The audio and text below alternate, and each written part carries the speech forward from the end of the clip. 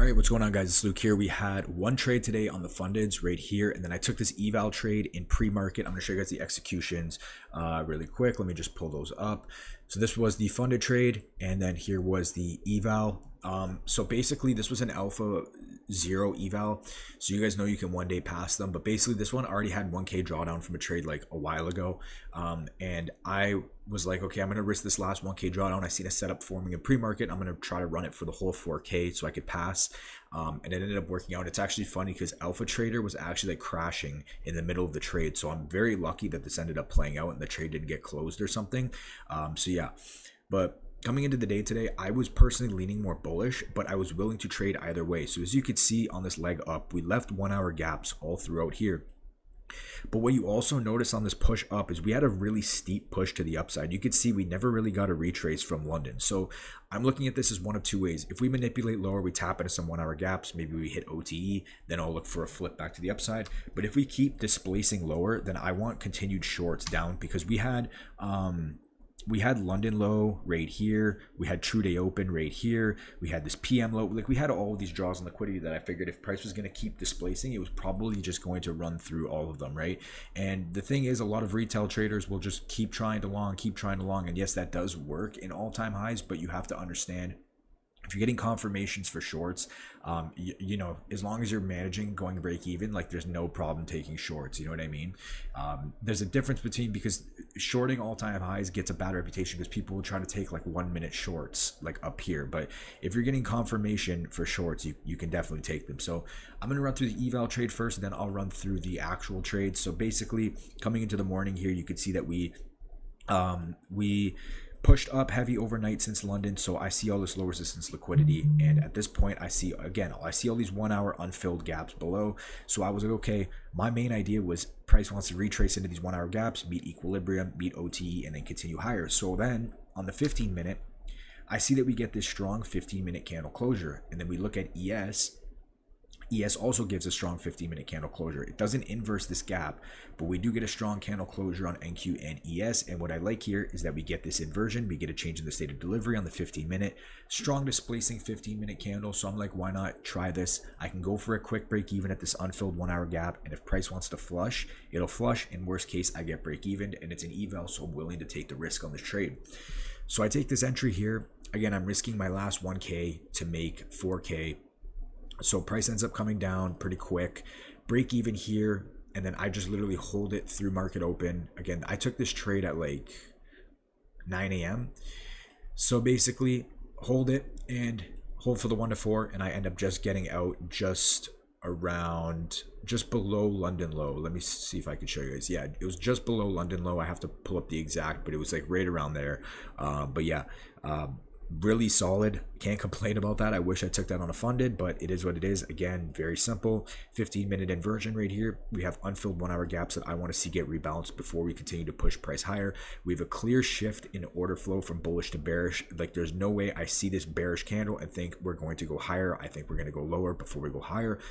So I go break even here, and I just hold through, and we end up pulling that trade. Super happy about that, and we end up passing that eval. You can see on the balance right here. But yeah, from there, price continues lower, market opens up. This is like the actual trade now. So as you can see, market opens up. We put in the 930 wick and we start displacing lower. Now, I personally didn't see an opportunity for shorts here. We just start dumping down. I was considering taking a long here, but we didn't really get an inversion. I think maybe on the 30-second, I would have taken it to like an unfilled 5-minute, but I don't know. I just really wasn't a fan of that.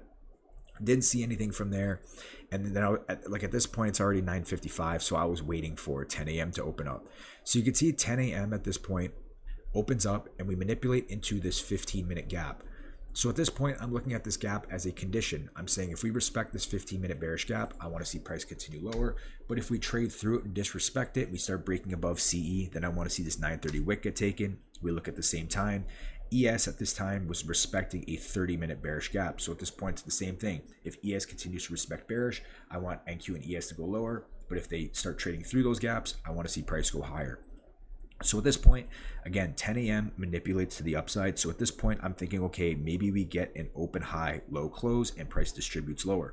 So from this 15-minute gap, what do we get? we get a move down, and we retrace into a 3-minute gap right here. So let me put this replay tool back on. So again, 10 a.m. manipulates up, we tap into this 15-minute gap, and we form a 3-minute gap that price is respecting. And from this 3-minute gap, we get an SMT. You can see NQ fails to take out these highs, and we see that ES takes out these highs. Therefore, we have a small like internal bearish SMT. Now from here, I see that I have we already took this low at this point, so let me clear that. We have a clear break-even point, and then we have another draw on liquidity, which was these lows over here. So I'm like, okay, if price wants to continue off this 3-minute gap, then we're probably going to, flush towards that low down there, right? So I'm waiting for confirmation. I was waiting on the 2-minute. I wanted a CISD. I wanted like strong displacement, and this was my entry right here. 2-minute CISD, strong displacement right here. We look at ES at the same time. ES is also displacing lower. 2-minute change in the state, and it got a 2-minute inversion. We have an SMT. Both are delivering off a higher time frame bearish gap. So I take my entry here. Stops were above the 2-minute candle. It was like right here. And then break even at this low, and then I put my TP just a bit above the draw because I seen 29,900. Sometimes those are psychological levels where price will react off of, so I did not want to get edged. So again, break even right here, and then we full TP there, and price does end up coming down and taking out that draw. And then from that draw, we did get a move up. We'll see what happens from here. It's just about 11 o'clock right now, so we'll see. I do think we get a move up later in the day, but I could be wrong, but we'll see. So again, I'll run through this trade. Price market opens up, we get a move down, we retrace into this 15-minute gap. From this 15-minute gap, we get another move down into this 3-minute gap. So from this 3-minute gap, I'm looking and I'm saying, okay, if we respect this 3-minute, we're going lower. If we trade through it, we're going higher. From here, we have an internal bearish SMT. You can see NQ failed to take the highs, while ES took the highs. From there, I'm just looking for an entry confirmation. We get this 2-minute CISD where I take my entry right here. On top of that, we have the 10 a.m. PO3 on our side because 10 a.m. manipulated up, so I'm expecting an open high low close. 2-minute CISD, I go break even here and then TP just before the draw, and total trade was just about 1.26R, nothing crazy. As you can see, again, price takes out the draw and moves higher. So that's it for me, guys. I'm gonna have a full market breakdown tonight in the Discord, so if you guys want to join, links in the pinned comment. That's it for me. I'll talk to you guys in the next one. Peace.